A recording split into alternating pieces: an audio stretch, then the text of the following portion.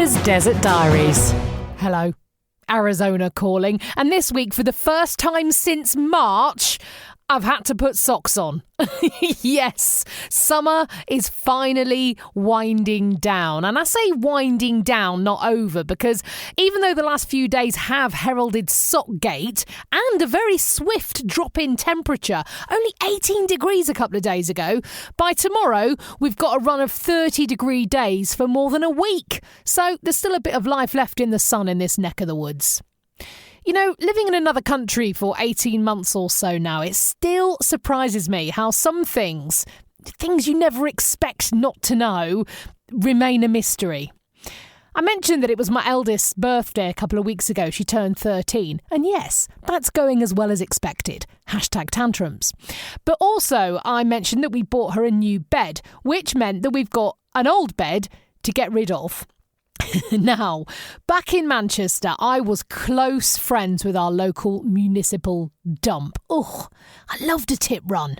Get your scruffs on, load up the car, head down to Chester Road, keep a beady eye out for any treasures while you're there. I was once beaten by just seconds to 6 fantastic mid-century dining chairs, just dumped by the paper recycling. Oh, I was robbed. Anyway, the old battered single mattress and collection of MDF that used to be her single bed had been sitting next to my desk for about a week when it occurred to me, ooh, where's the tip? A quick Google showed a lot of companies locally where you drop certain items off for a hefty fee, of course. And there was also a city dump about 40 minutes away that, again, you could take certain items to. And you needed to take proof that you were a resident of the city. That meant taking your utility bill, showing your refuse collection. Fine, yeah, we had that, great. And you also needed to take a photo ID that had a matching address. Curses! My driver's licence still had my old address on. So that was out until I managed to get a new licence through. My landlord had popped over to fix a problem we had, and just as he was about to leave, I remembered to ask him, what company do you recommend to take away some rubbish we have? He frowned. Don't do that. Just use bulk trash. It was what? Say that again. Bulk trash. It should be soon. And he drove away. I came inside and I Googled bulk trash. Oh, now there's a good idea. So 4 times a year, the city of Phoenix send out special wagons for your big and unwieldy rubbish, your bulk trash. All you do is you put your bulk trash in your front garden on the week window for your area, and ta-da, they come and take it away for free. Well, I mean, it's part of your bill, but no extra cost. All the big stuff you can't get in your rubbish bins. Well, I Googled when my collection was, and man alive, the trash fairies were obviously watching over me because it was this week. Now, the funny thing is, I'd sort of been scratching my head out on my nightly dog walks around the neighbourhood over the past few days. I noticed quite a lot of rubbish around. Piles of cardboard boxes there, heaps of black bin bags there, even a mattress in someone's front garden. And I had thought, what's going on? Neighbourhood's getting a bit sketchy. Hope they clear that up soon. And now, of course, it all made sense. Bulk trash pickup was imminent. So, mattress, bed frame, cardboard boxes for new bed and mattress, TV that David dropped when we move house. That was actually taken from our pile of rubbish by 2 men in a pickup truck within 4 minutes of us putting it outside. Goodness knows how they knew it was there. Anyway, all went out in the front garden, and within 48 hours, ta-da, the bulk trash wagon had been, and everything was great. What an absolutely brilliant idea, eh? One of those things where you think, why doesn't that happen elsewhere?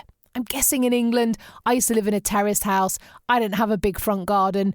We can't really put the rubbish in the road because that's where all the cars are. There's already not enough room for parking. Yeah, forget it. It would never work in England. Well, a lot of areas in England. But something else that isn't a brilliant idea here, and that is the system of in-person voting. And now this isn't everywhere in the United States, of course. But we're just a few days from the election now, and man alive, what a campaign it has been. Some of the lies and the smears and the endless jibes I've heard and manipulation, God, it's made my toes curl. I genuinely have no idea who is going to win this battle, but I'm pretty sure the result isn't going to be obvious for some time. I would love to be proved wrong, but unless there's a landslide one way or the other, I don't think we're going to know the name of the next president of the USA. Possibly for weeks, I've heard some people say. At least for days.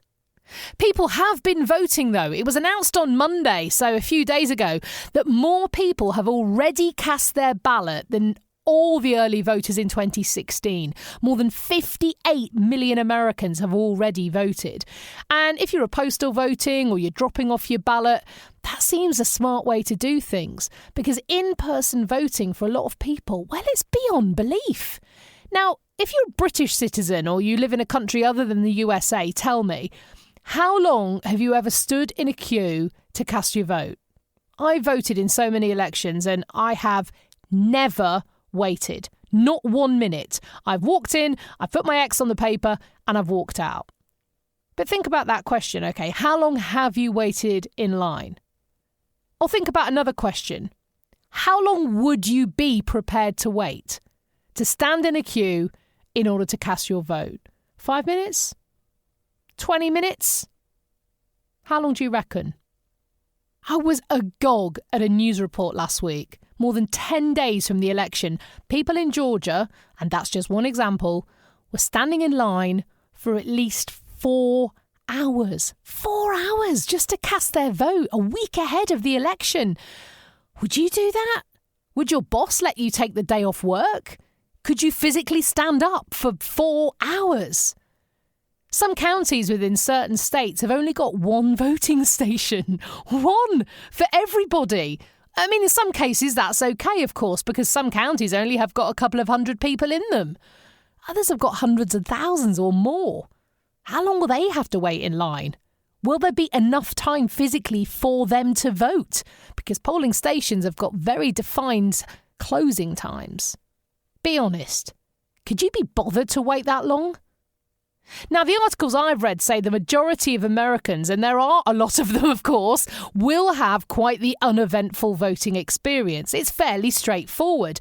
But millions do not. And what if most of those people who find it harder to vote generally all vote the same way, as lots of reports suggest? Now, this is a really complex subject for sure. I have just skimmed the surface here. But if you are interested in politics, I do urge you to delve a bit deeper, because it's really fascinating, if not a little unnerving. So, the next time we speak, there may or may not be a new president. One thing I do know, I'll probably be wearing socks. I'll see you in the desert.